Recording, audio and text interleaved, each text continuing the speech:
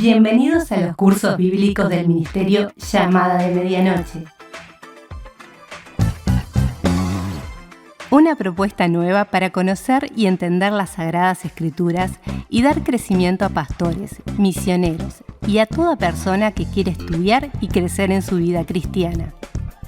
Porque la Biblia dice en el Salmo 119:130: la exposición de tus palabras nos da luz y da entendimiento al sencillo.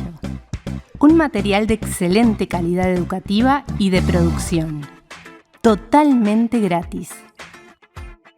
Por más información, www.llamadaweb.org o búscanos en nuestras redes sociales, Facebook, Twitter, Instagram y YouTube. Comunicate vía WhatsApp al 099 000 540. Si estás fuera del Uruguay, prefijo más 598. Disfruta la clase de hoy. ¿Qué tal, amigos? Nuevamente nos reencontramos en el estudio de hermenéutica. Quien les habla, Héctor Leites, del Seminario Bíblico de Fe. Un gusto en este día poder estar nuevamente abriendo la Biblia, analizando, estudiando, mirando exactamente lo que dice la palabra de Dios.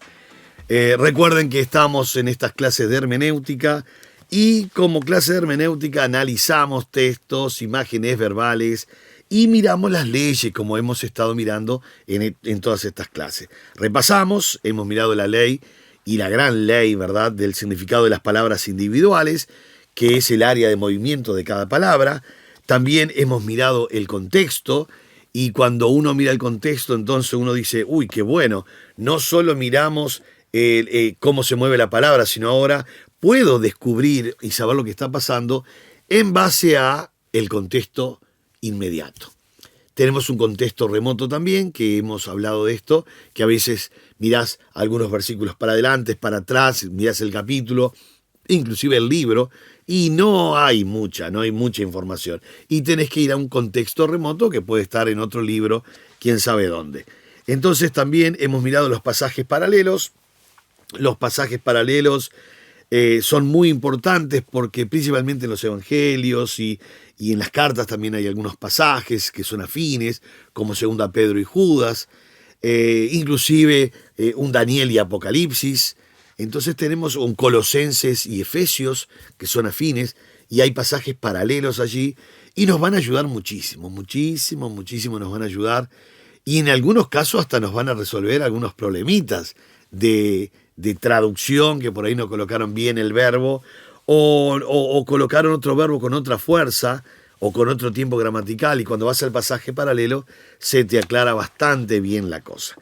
Así que tenemos el significado de las palabras individuales, tenemos el contexto, tenemos los pasajes paralelos, tenemos también la analogía de la Escritura, que es donde nos habíamos quedado en el programa pasado, porque es conveniente siempre tocar algunos versículos como el programa pasado que tocamos Romanos y otros pasajes, para analizar y saber bien lo que está pasando. Entonces, la analogía de la Escritura. ¿Qué es esto de la analogía? Es un poco el sentido común. Un versículo no puede estar en contra de toda la Biblia. Cuando nosotros hablamos de analogía, viene de aná, es una preposición griega, y logos, el estudio, desde arriba, una perspectiva, mirando del Génesis al Apocalipsis, miramos el tema, analizamos la temática que está tocando el versículo, y nos damos cuenta que un versículo no puede estar anulando, bajo ningún concepto, el resto de la Biblia. Hablábamos justamente esto de la analogía diciendo que, bueno, la mujer se salvará engendrando hijos, Timoteo. Y uno dice, no puede ser. Claro, cuando ves la analogía, uno dice, no. Por supuesto que cuando analizás la palabra, cuando analizás el contexto, cuando analizás algunos pasajes paralelos, ya sale todo, ¿verdad? Casi que a veces no hay que ir ni a la analogía, diciendo, no, este versículo no puede anular el resto de la Biblia. No, ya al estudiar las primeras leyes ya se saca muy bien. Ahora, ustedes ya a esta altura, hace unas cuantas clases ya que estamos, se habrá dado cuenta de la importancia de la hermenéutica. Se habrá dado cuenta de la importancia de abrir la Biblia y mirar en un todo, ¿verdad?, lo que está diciendo el Señor. No podemos tocar un versículo X solo, aislado, porque entonces sería un texto solo, aislado, sería un buen pretexto. solo un texto. Pero cuando miramos toda la Biblia y estas leyes de la hermenéutica, entonces podemos descubrir, como hemos analizado en estos programas, varios versículos aparentemente oscuros, polémicos, pero que nos traen luz. Yo quiero en este día, en esta clase, remachar un poco más sobre la analogía y ver un pasaje que ha traído también problemas, y serios problemas. Así que vaya abriendo su Biblia en Santiago, capítulo 2, Santiago, capítulo 2, y allí vamos al versículo 21, principalmente el versículo 21. Nosotros vamos a estar observando aquí en Santiago 2:21, vamos a estar mirando algunos problemitas que si no miramos la analogía o aún el pasaje paralelo, siempre por alguna ley se va a descubrir. O analizo la palabra y se descubrió, o simplemente miro el contexto y ya se descubrió el problema, o miro el pasaje paralelo o se descubrió el asunto ya, o miro la analogía. Digo, este pasaje no puede estar en contra de lo que dice el resto de la Biblia. Entonces, acá es muy fácil poder ver la analogía, pero el versículo solo o la serie de versículos solos puede traer algún problema, principalmente para aquel que no está estudiando. Ponga atención, dice Santiago, capítulo 2, versículo 21. Santiago en algunas versiones van a estar como Jacobo, porque el nombre original en realidad es Jacobo. Se le llama Santiago por las Biblias latinas de Sant Jacob, y ahí queda Santiago, pero en realidad el nombre es Jacob. Este Santiago, Jacobo, es el hermano del Señor Jesucristo. Es uno de los hermanos del Señor Jesucristo. Y de hecho es una carta muy temprana, es una de las cartas, en realidad se cree que la primera carta que se escribe, una carta muy temprana, se escribió en el año antes del Concilio de Jerusalén, que fue en el año 48. Esta carta se cree que fue en el 44, 45, 46. De hecho hay palabras que no se mencionan, porque al ser una carta temprana antes del Concilio de Jerusalén, no se había resuelto el problema de la iglesia gentil y la iglesia judía. Eso se resolvió en Hechos 15, en el Concilio de Jerusalén. Entonces, por eso esta carta no menciona la palabra eclesía, la palabra griega para iglesia, utiliza la palabra griega, pero para sunagogué, no la palabra eclesía, sino sunagogué. Y otras tantas palabras que no se mencionan porque todavía la iglesia gentil no está incrustada en la iglesia, digamos. Se tiene que haber ese gran concilio para que la iglesia judía o los judíos aceptasen a los gentiles. Bueno, el gran lío que hubo en Hechos 15, que sería muy bueno que usted lo analizase, esos versículos, porque también allí hay algunas cositas que hay que analizar. Entonces, hoy quiero mencionar Santiago capítulo 2, versículo 21. Y pongan atención en este pasaje. Dice así: ¿no fue justificado por las obras Abraham nuestro padre cuando ofreció a su hijo Isaac sobre el altar? Ahora, es una pregunta que espera una respuesta positiva. Espera una respuesta afirmativa. Cuando en el griego tiene el famoso no, que es el uk, esto es algo del griego, por supuesto, entonces la pregunta que se está haciendo espera sí o sí una respuesta afirmativa. Sí. ¿Y cómo suena en el español? La pregunta es: ¿no fue justificado por las obras Abraham nuestro padre cuando ofreció a su hijo Isaac sobre el altar? Sí, por supuesto. Ahora, cuando uno dice sí, por supuesto, y empieza a analizar toda la Biblia, uno podría llegar a decir, ¿pero qué es lo que está diciendo Santiago?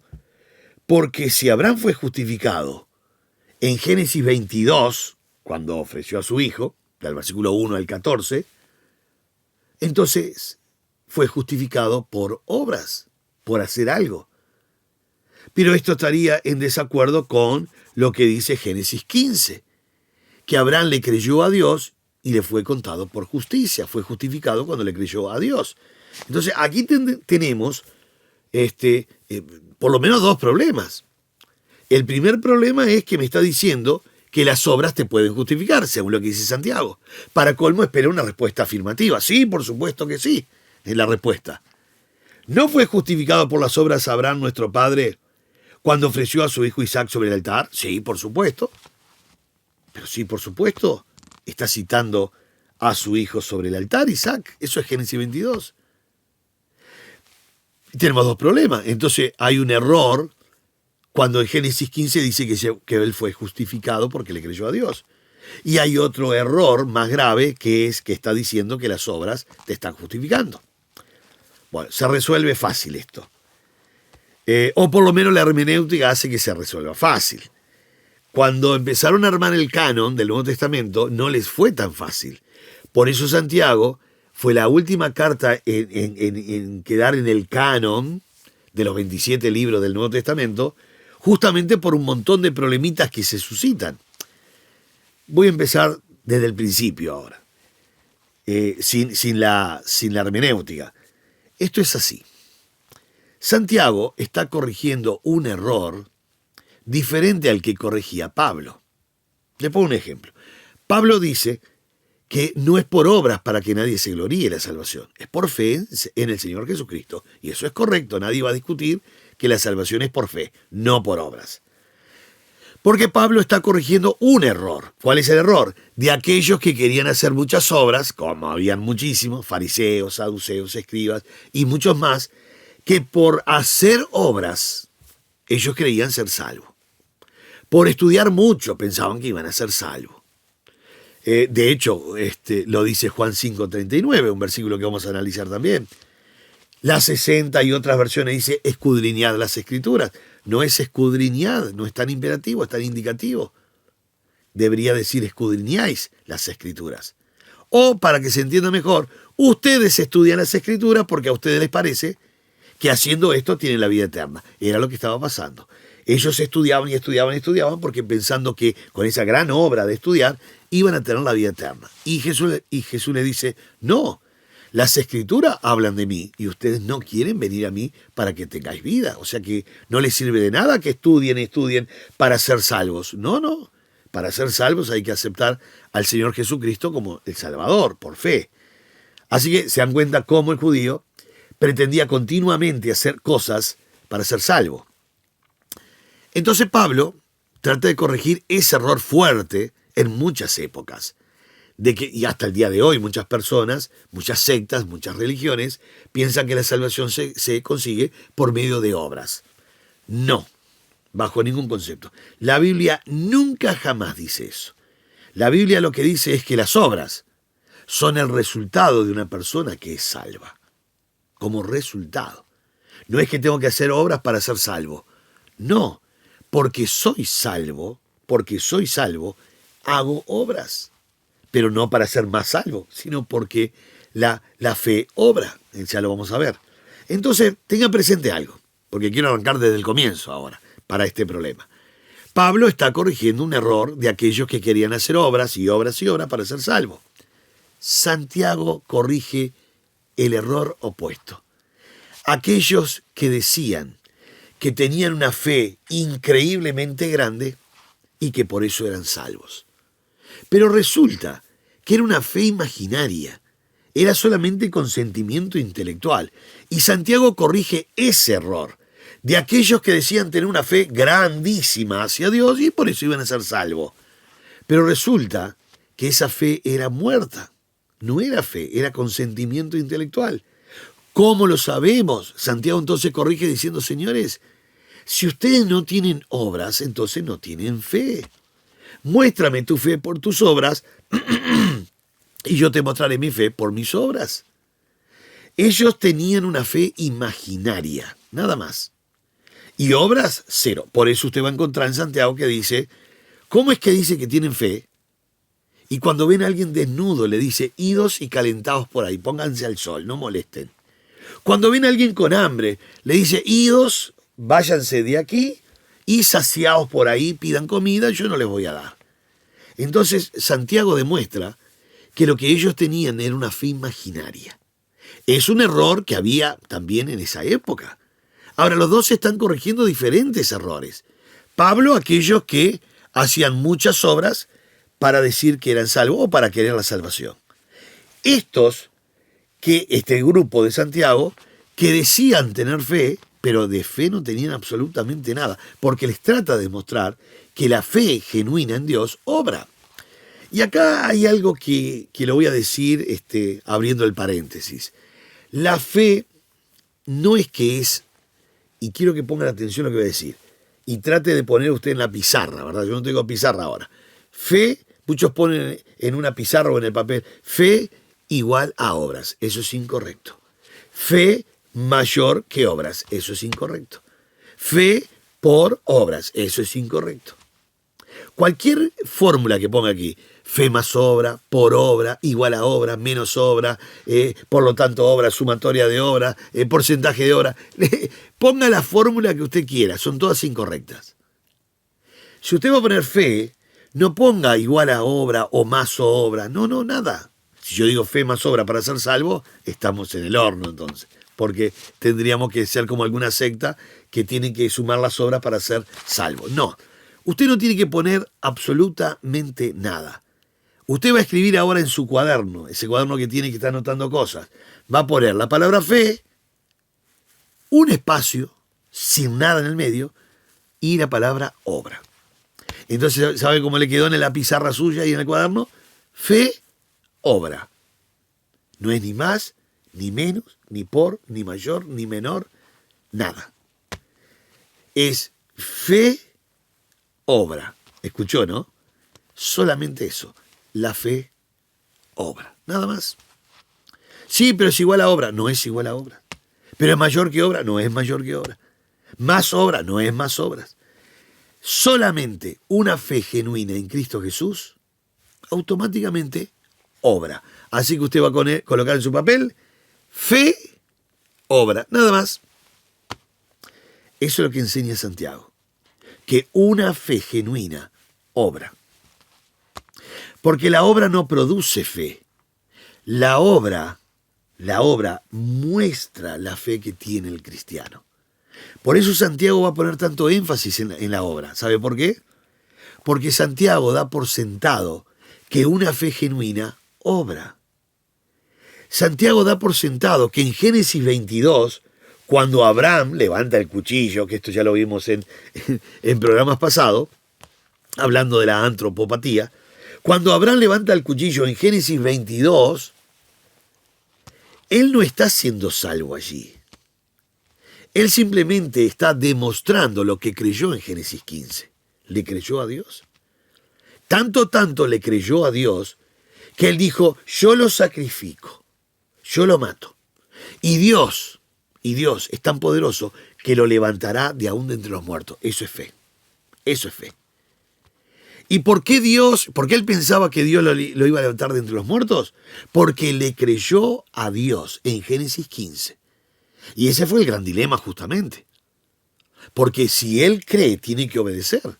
Ahora, si obedece la orden de matar a su hijo, o de sacrificar a su hijo, esa muerte de su hijo contraponía la promesa, porque la promesa viene de Isaac, no de Ismael. Y él tiene que matar a Ismael.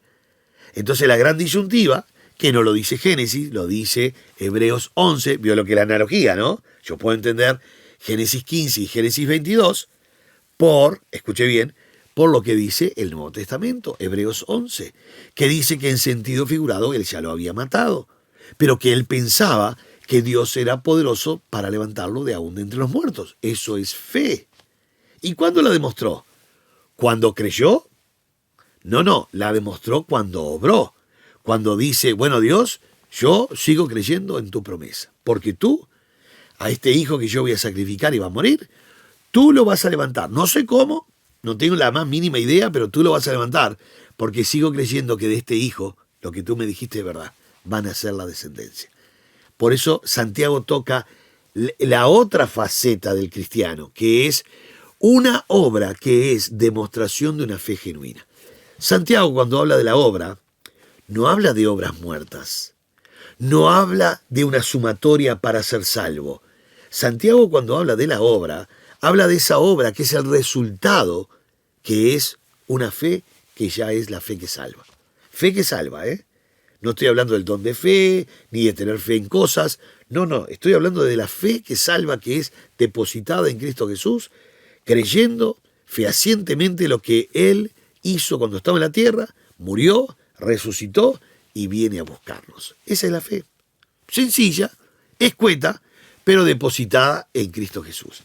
Esa fe depositada en Cristo Jesús, Santiago dice, obra. Y alguien podría decir, pero si no hay obras, entonces la fe es muerta, no está depositada en Cristo.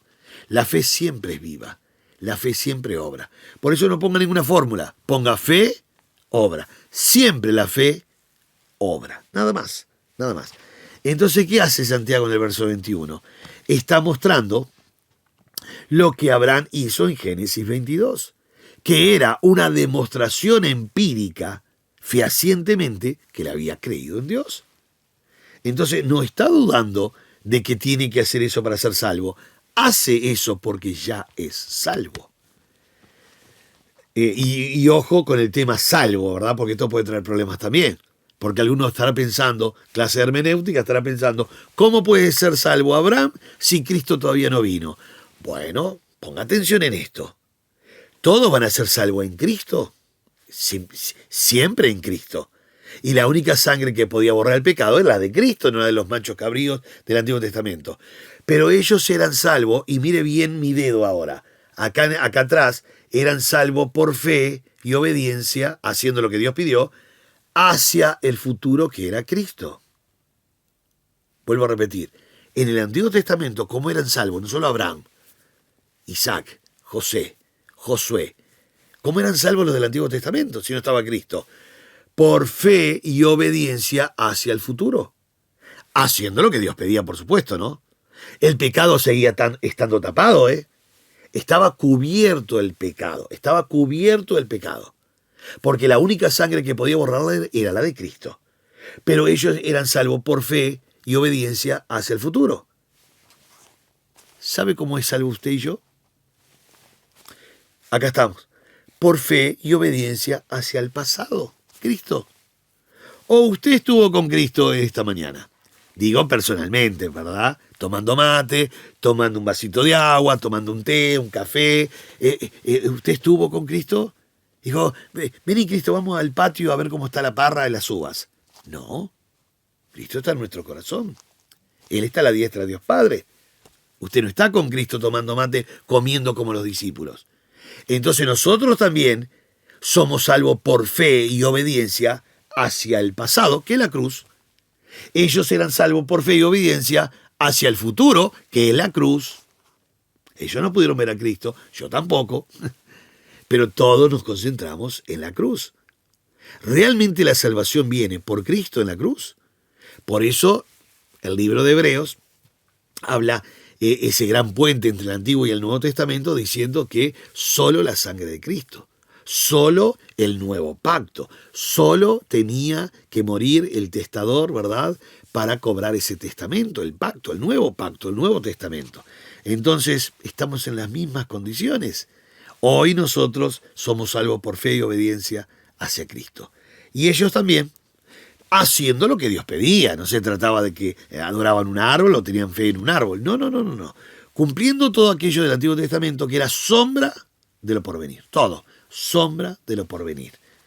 Desde el Génesis se mostró que iba a venir alguien que iba a sacrificarse, derramar su sangre inocente para lavar el pecado. Desde el Génesis. Si usted pone atención, ya en Génesis 3:21, Dios tuvo que matar un animal inocente, derramar sangre inocente, para cubrir con pieles de ese animal a Adán y Eva, que habían querido cubrir el pecado con ropas que habían hecho con la singer de madera. Se habían hecho buenos delantales, pero quisieron ellos, con esfuerzo personal, cubrir la vergüenza, la desnudez y el pecado. Y Dios dijo, no.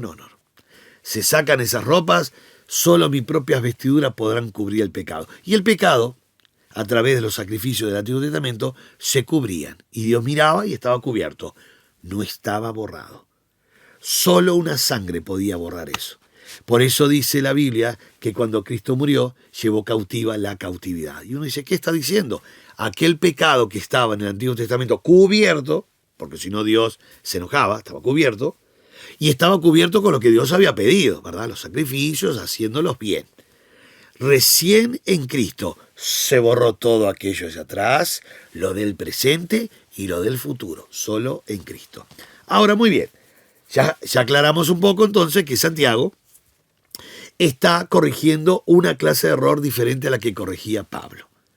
Esto es también tener presente no solo analogía, sino lo que es el propósito y el plan y las limitaciones de cada escritor.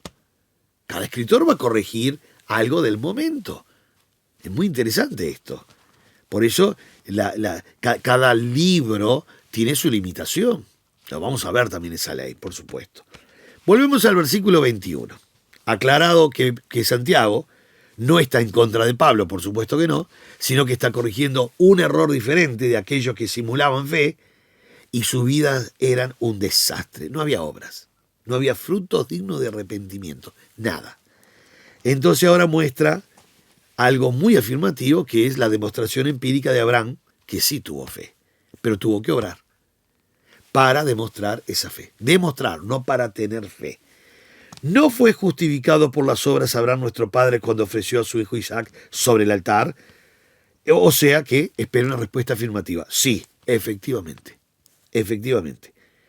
Pero mostró la justificación.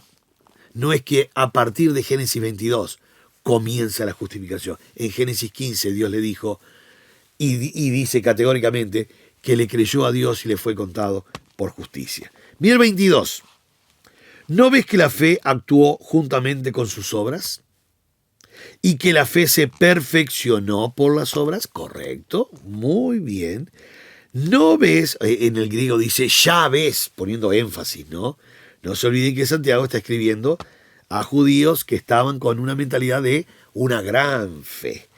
Ya ves, como queriendo decir, señores, ustedes son judíos y saben muy bien lo que dice el Génesis, lo saben muy bien. Del padre de ustedes, Abraham, lo saben muy bien. Por eso no es que no ves, sino ya ves que la fe actuó, qué interesante esto, juntamente. Esto es lo que Santiago siempre tiene presente. Toda la Biblia tiene presente. Jesús mismo dijo que los frutos se conocen el árbol se conoce por los frutos. Toda la Biblia menciona de que si hay una fe genuina depositada en Cristo, no en cosas, en Cristo, evidentemente se va a evidenciar esa obra como demostración empírica que hemos creído en el Señor. Por eso dice, la fe actuó juntamente con sus obras, y que la fe se perfeccionó por las obras. Claro que sí. Primero dice la fe actuó juntamente. Ya ves que la fe actuó. La palabra actuó en el griego indica que la fe es activa. La fe nunca es pasiva. Nadie puede decir, no, yo nunca hice ninguna obra de bien, yo nunca obré bien, yo nunca tuve frutos, aunque le creo mucho, mucho al Señor Jesucristo, deposité mi vida en Él. No.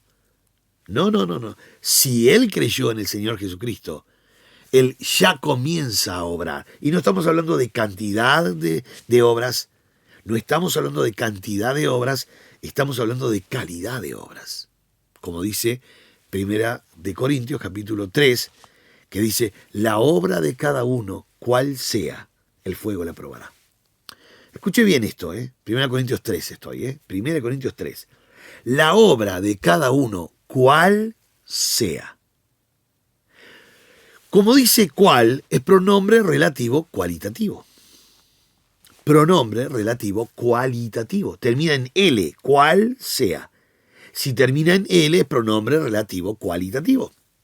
Si hubiese terminado en N, la obra de cada uno, cuan sea, eso sería pronombre relativo cuantitativo. Pero no es cuantitativo. No habla de la cantidad de obras que usted tiene que tener. Habla de la calidad de la obra. Habla inclusive de la cualidad de la obra. Porque en el contexto dice oro, plata, piedras preciosas. Eso es lo que tiene que haber. Y no madera, heno y hojarasca, que eso se prende fuego y no queda nada. Entonces es muy importante, si bien la obra no me salva, la obra muestra a quien yo he creído. La obra La fe actúa juntamente con la fe. La fe actúa juntamente con las obras. Eso es lo que está diciendo el texto. Y dice, y ya ves, que la fe se perfeccionó por las obras. Evidentemente, si Abraham le hubiese creído en Génesis 15, dice Dios, yo te creo. De esta descendencia nacerá y bla, bla, y tú harás un pueblo de esta descendencia, Isaac. Y de repente Génesis 22 dice, no, yo no lo mato.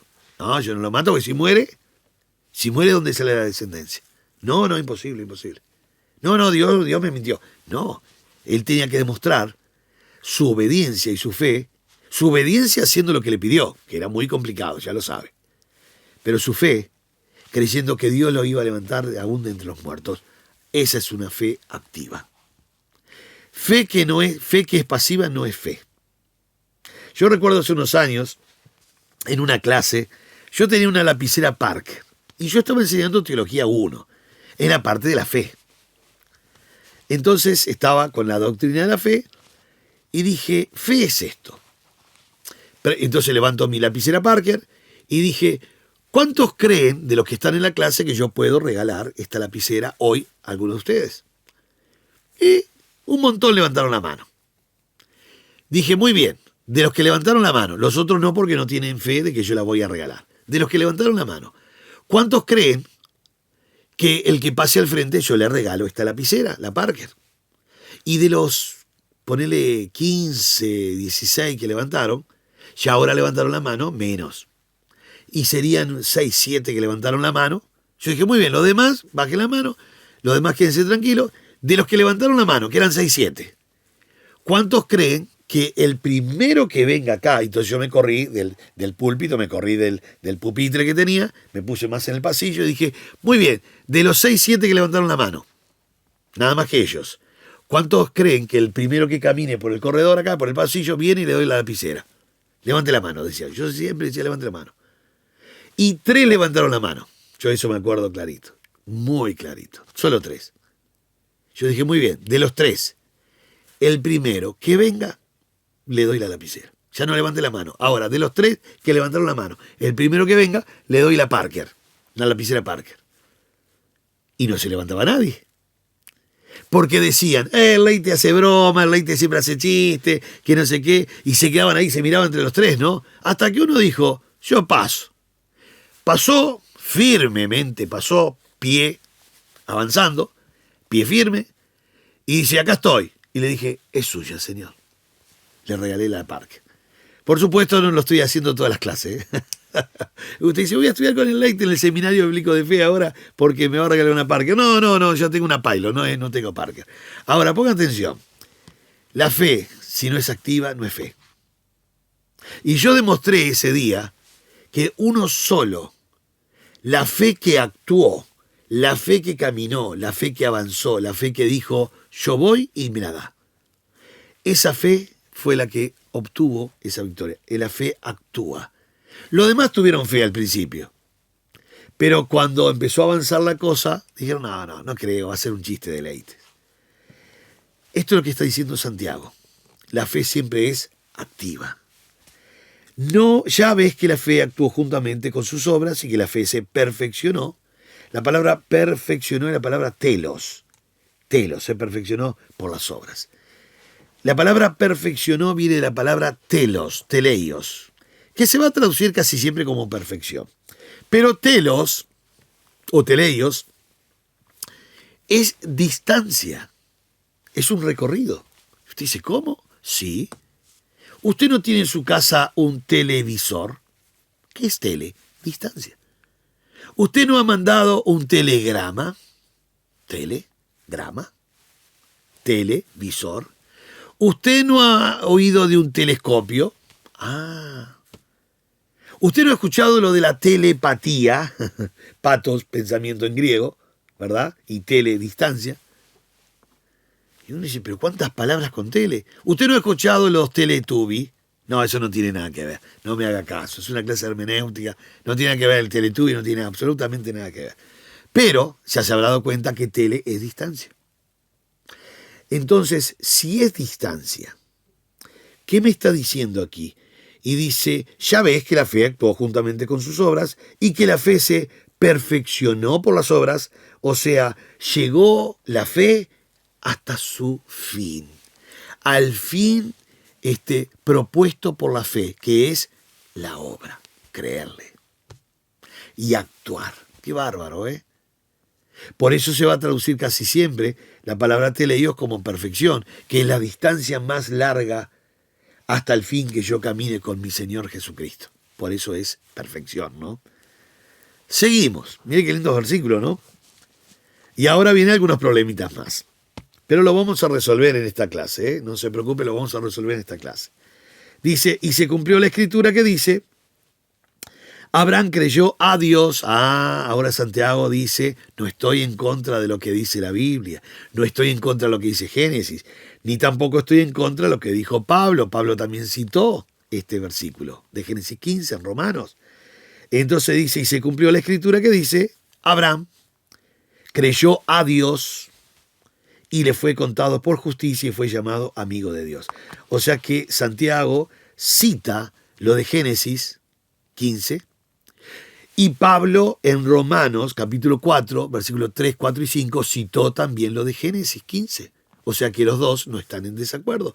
Los dos ya saben, tanto Pablo como Santiago, que Abraham fue justificado por fe. Lo que pasa es que Santiago, Pablo, utiliza a Abraham en Romanos para hablar de aquellos que querían hacer obras. Y qué cosa linda, ¿no? Y Santiago utiliza el mismo personaje, pero de la otra faceta, cuando obró. Los dos están diciendo lo mismo, uno cuando le creyó a Dios y el otro cuando obró a Dios. Obró a Dios, ¿verdad? En Génesis 22. Los dos están de acuerdo, los dos citan el mismo personaje, Santiago aquí lo cita Génesis 15, Abraham. Pablo en Romanos 4 cita también a Abraham Génesis 15. Pablo trata de corregir un error, Santiago trata de corregir el otro error, que era grave también, ¿eh? Porque gente que dice que tiene fe y ven una necesidad y no ayudan. Y pueden hablar del Señor y no lo hacen. Y pueden dar un vaso de agua al necesitado que tiene sed y no lo hacen. Entonces uno dice, esa no es la fe depositada en Cristo Jesús. La fe que cree en Cristo Jesús obra. No para ser salvo, sino porque ya es salvo. Vive la vida de Cristo. Dice versículo 24 ahora. Volviendo al mismo argumento de las obras, ¿no? Vosotros veis, pues, que el hombre es justificado por las obras y no solamente por la fe. Mire qué problema este versículo. Mire qué problema. Si usted no tiene el contexto que estamos teniendo hoy en esta clase, vamos a imaginar que alguien que no ha estudiado mucho hermenéutica, no ha leído mucho la Biblia, llega acá y dice, yo no entiendo este versículo. Porque el versículo 24, un tal Santiago dice, vosotros veis pues que el hombre es justificado por las obras y no solamente por la fe. Y uno dice, es una locura. ¿Es la gente justificada por la fe? ¿El cristiano es justificado por la fe? No por las obras. Pero como Santiago habla de las obras, que son el resultado de la fe, está todo de acuerdo. Por eso es muy buena la hermenéutica, para saber lo que está pensando el escritor. Porque la analogía dice, Santiago está pensando muy bien igual que Pablo, pero Santiago está corrigiendo un error diferente al de Pablo. Y no solo eso, si quiere más lío, mire lo que dice el 25. Así también, al decir así, o asimismo también, al decir asimismo está diciendo igual que Abraham. Y al decir también está diciendo juntamente con Abraham. Pero ¿cómo podemos poner a Rahab, una ramera, al lado del padre de la fe? Lo hace de gusto. Santiago lo hace de gusto. Muy sabio este hombre, un hombre de Dios, escribiendo inspirado por el Espíritu Santo. Colocó lo máximo para los judíos, que es Abraham.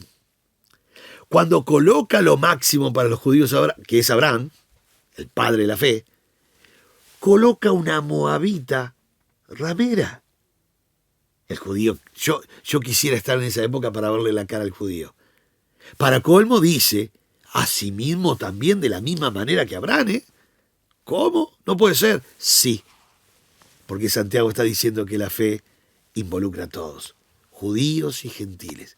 No hay diferencia para Dios. Dios llegó para todos. Muy bien colocado. Pero para colmo en el mismo lugar, no por debajo.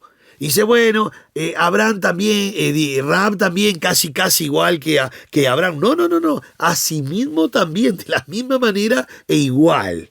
No hubo un privilegio menos o mayor. Asimismo también Rahab, la ramera, pregunta a quemarropa. ¿No fue justificada por obras cuando recibió a los mensajeros y los envió por otro camino? Bueno, aquí es donde voy a resolver el problema. Qué fácil. Si alguien lee este versículo y dice, Leites, no solo me pone a Rahab al lado de Abraham, igual, sino que me dice que fue justificada por obras cuando escondió a los mensajeros. Entonces yo me voy a hacer una casita en el fondo y voy a poner, se hospeda gente gratis para ser salvo, porque esta mujer hospedó, ¿verdad?, y escondió a los 2 mensajeros que había enviado Josué. Y vinieron los reyes de Jericó y dijeron, ¿no hay acá unos espías del pueblo de Israel? Y dice Rahab, no sé nada, jefe, yo no me enteré de nada, ¿eh? Sí, creo que se fueron por allá, por otro camino. Cierto, sí, escuché que habían 2 espías por ahí. Y estaban durmiendo arriba, estaban durmiendo escondidos y se los escondió. Entonces, Rahab fue salva ¿por qué? ¿Por ramera? No. ¿Por mentirosa? Porque mintió, dijo, se fueron y estaba arriba. No. ¿Por hospitalaria? Supuestamente el versículo, por hospitalaria. ¿Desde cuándo alguien es salvo por hospitalario? Por obra. No puede ser. Le voy a mostrar por qué Santiago dice esto. La mujer escondió a los mensajeros porque ya había creído en Dios. Abraham levanta el cuchillo en Génesis 22 porque había creído en Génesis 15. La obra no salva, la obra muestra que ya había sido salva. ¿Cómo lo sabemos? Estamos en la ley de la analogía. Si es analogía, tenemos que ir a Josué capítulo 2. Así que ya abra su Biblia. Y no traje mi tarjeta amarilla, pero yo tengo una tarjeta amarilla que la saco así cuando usted solo escucha y no abrió su Biblia. Usted tiene que abrir su Biblia, papelito al lado para escribir. Así que va a Josué capítulo 2. Y yo le voy a mostrar 3 versículos. Y basta. Con estos 3 es más que formidable lo que está pasando. Más que formidable. Así que pongan atención, por favor, en estos 3 versículos pero tan especial. Esperen un poquitito. Ahí está. Muy bien. Miren lo que dice ahora en Josué, capítulo 2, versículo 9. Quiero mostrar 3 versículos muy importantes. No se olviden el contexto. Josué, después de 40 años, ahora él había sido espía 40 años atrás, juntamente con 11 espías más, de los cuales uno de los buenos era Caleb y Josué, los 2 del Antiguo Testamento, que trajeron los 10 un informe muy negativo porque habían ido por desconfianza. No pierda el contexto nunca, ¿vio? Estamos en el contexto, otra ley ahora. Pero usted no va a entender bien si no mira el contexto de lo que está pasando. No se olviden que 40 años atrás Dios no quiso espías. Tampoco Dios pidió espías. Fue el pueblo que le pide espías a Moisés. Eso está en Deuteronomio capítulo 1, versículo 19 en adelante. ¿Queremos espías? No, dice Dios que subamos, dice Moisés. Moisés le dice al pueblo, subamos pues, la tierra es nuestra, solo tenemos que avanzar. Y otra vez, no, pero ¿qué te parece si mandamos espías por las dudas? No es que desconfiemos de Dios. Y bueno. Bueno, en Deuteronomio aparece 32 veces la frase, vayan, suban y tomen. Ya está, no hay que hacer más nada. Yo me encargo del enemigo. Pero empezaron con desconfianza, mirá que si no es así. Bueno, molestaron tanto a Moisés que Dios dice, Moisés, dales espías. Escoge 2 espías que vayan. Pero yo no respaldo. No solo Dios no respaldó, Dios castigó 1 año por cada día que estuvieron explorando la tierra. Los únicos que trajeron un informe positivo fue Josué y Caleb. Pero cuando empezaron a hablar, usted sabrá la historia, lo quisieron matar, allá en Números 13. Tomaron piedra para apedrear a Josué y a Caleb porque estaban diciendo que hay que ir. Y el pueblo decía, no. La verdad que Dios no nos mintió del todo. La tierra ciertamente fluye leche y miel, dice Números 13.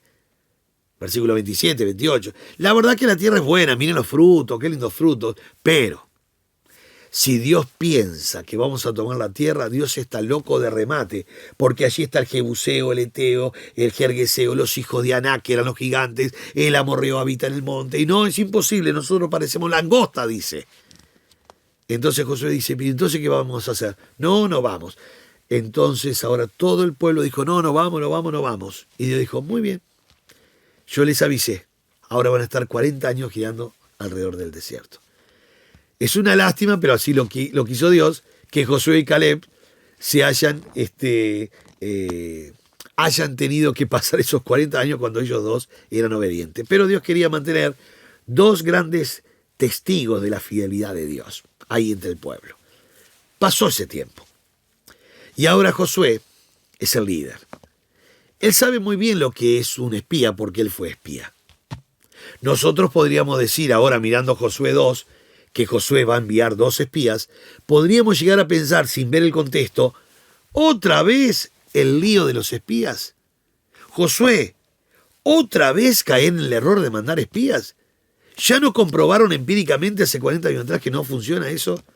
Podríamos llegar a pensar.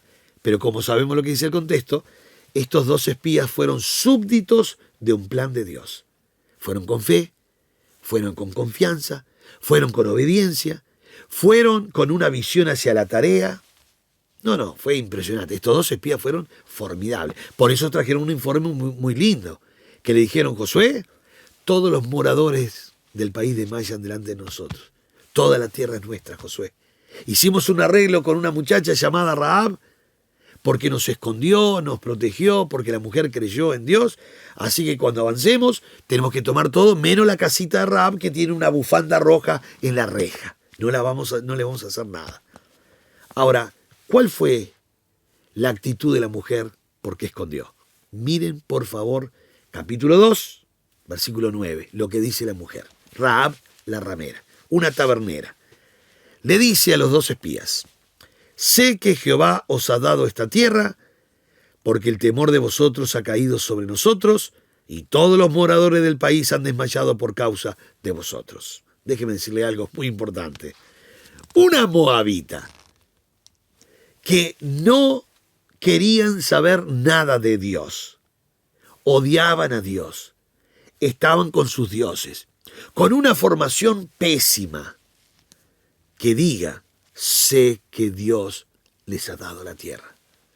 Quiere decir que está conociendo el propósito de Dios. Ningún moabita podría entender el propósito de Dios. Esta mujer sí. Esta mujer sí. Segunda cosa que dice es muy importante. Versículo 10. Porque hemos oído que Jehová hizo secar las aguas del Mar Rojo delante de vosotros cuando salisteis de Egipto. Y lo que habéis hecho a los 2 reyes de los amorreos que estaban al otro lado del Jordán, a Sehón y a Og, a los cuales habéis destruido. No solo, escuche bien, la mujer en el verso 9 menciona, proclama algo muy importante, que ha conocido el propósito de Dios, sino que en el verso 10 creyó que Dios hacía milagro.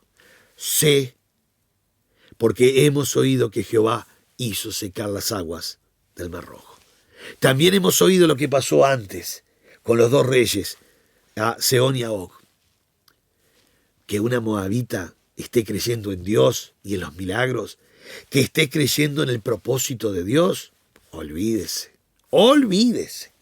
Que una moabita tabernera es porque Dios había comenzado una labor en ella y ella había entregado su corazón a Dios. Y se lo demuestro con el tercer pasaje. Versículo 11. Esto es formidable. Oyendo esto, dice Rahab la ramera a los 2 espías, ha desmayado nuestro corazón, ni ha quedado más aliento en nombre alguno por causa de vosotros. Mire el por qué. Porque Jehová vuestro Dios es Dios arriba. Ponga atención a esta frase. Es Dios arriba en los cielos y abajo en la tierra. Yo les voy a hacer una pregunta a ustedes. ¿Cómo puede saber esta mujer el versículo de Deuteronomio 4:39? Porque si usted pone atención, Deuteronomio 4:39 dice así: aprende pues hoy y reflexiona en tu corazón que Jehová es Dios arriba en los cielos y abajo en la tierra, y no hay otro. Deuteronomio 4:39. ¿Me puede decir usted que está del otro lado? ¿En qué imán de la heladera lo leyó el versículo? ¿En qué marcador de Biblia encontró este versículo esta mujer? ¿Qué versión tiene esta mujer, la ramera? ¿Versión 60? ¿NBI? ¿La textual? ¿Me puede decir qué hermenéutica sabe esta mujer? No. Dios había comenzado una labor en ella y ella abrió su corazón para el Dios eterno y soberano. Y como resultado de esa fe en Dios, escondió a los mensajeros. Eso es lo que dice Santiago. Santiago no está diciendo que por esconder fue salva. Ya fue salva antes de esconder a los mensajeros. Y además creyó en la persona de Dios. Cuando digo que la mujer creyó en la persona de Dios, estoy diciendo algo sumamente profundo que le costaba a los judíos entender. Un Dios arriba en los cielos, como el eterno y soberano, pero un Dios abajo en la tierra, con usted, un Dios de amor, de misericordia, un Dios de amabilidad, un Dios que te cuida, el sustento, la providencia. Eso es lo que está diciendo la mujer. Que le costaba entender a los judíos esta gran verdad de Deuteronomio 4:39. Y yo siempre me pregunto, ¿no? ¿Dónde leyó esta mujer Deuteronomio 4:39? Que todavía no está escrito en ese momento, ¿no? Ahora, qué bárbaro. ¿Cómo Dios había trabajado en esta mujer? Ahora entendemos Santiago. Ahora entendemos perfectamente Santiago, que dice: asimismo también, igual que Abraham, la ramera no fue justificada por obras cuando recibió a los mensajeros, los envió por otro camino. Claro, lo que está diciendo es que cuando escondió a los mensajeros y los mandó por otro camino, que eran los que iban a salvar al pueblo, ella ya había creído. O sea que obró porque le había creído a Dios. ¿Se da cuenta de lo que hace la analogía? Hablé mucho de la historia, pero ¿se da cuenta de lo que hace la analogía? La analogía dice: no vas a poder entender Santiago, capítulo 2, versículos 23, 24 y 25, si no mirás el resto de la Biblia. Bien de bien. Puedo citar 100 ejemplos más, pero es una clase de hermenéutica, tengo que ir a otras leyes también. Y quiero ir redondeando, por supuesto, que ahora usted puede entender por qué Rahab fue salva. No fue salva porque escondió a los mensajeros. Nadie es salvo por hospitalario. Nadie es salvo por obras. Abraham no fue salvo porque levantó el cuchillo e iba a matar a su hijo. Fue salvo antes. Lo del cuchillo es obra. Lo de los mensajeros de Rahab es obra, que vino después de la fe en Dios. ¿Se dan cuenta de la importancia que tenemos entonces ahora de lo que es todo lo que es las leyes de la hermenéutica? Por ahí usted dice, pero es medio difícil. No, me va a llevar muchos años, tal vez usted puede decir. Déjeme decirle que los años van a pasar igual, estudie o no estudie. Así que ya que van a pasar, aproveche y estudie. Que Dios le bendiga ricamente.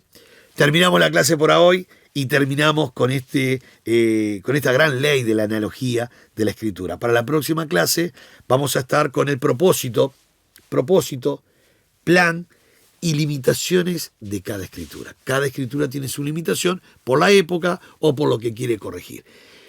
Amigos, hermanos, Dios les bendiga muy, pero muy ricamente. Un placer estar con ustedes. Héctor Leites, del Seminario Bíblico de Fe. Nos encontramos en la próxima clase. Dios les bendiga.